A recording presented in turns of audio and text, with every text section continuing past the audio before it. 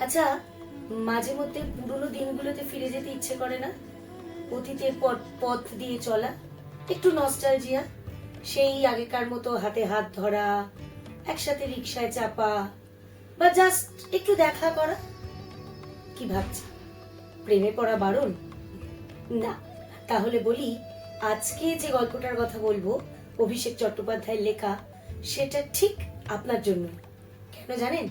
এই গল্পের নায়িকা, যিনি নাকি বিশ্বাসভঙ্গের যন্ত্রণা থেকে নিজেকে একটা খোলসের মধ্যে আটকে নিয়েছিল, আমাদের গল্পের নায়ক নায়িকাকে আস্তে আস্তে সেই খোলস ভেঙে বার করে আনছিল।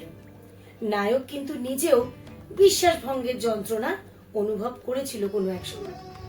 কিন্তু তাদের এই সুন্দর বর্তমানে হঠাৎ অতীত এসে হাতছানি দেয়। অতীতের কালো ছায়া যখন এই বর্তমান সম্পর্কের উপর পড়ে, তখন সম্পর্কের সমীকরণগুলো ঠিক কি হয়, কি হয় সেটা জানতে গেলে গল্পটা পড়তে হবে, উপন্যাসটা পড়তে হবে। আমি শুধু বলবো ওই একটা কথা, set him free. If he comes back, he is yours. If he does not, he was never yours. আর সব শেষে বলি, ফিরলে জানিও।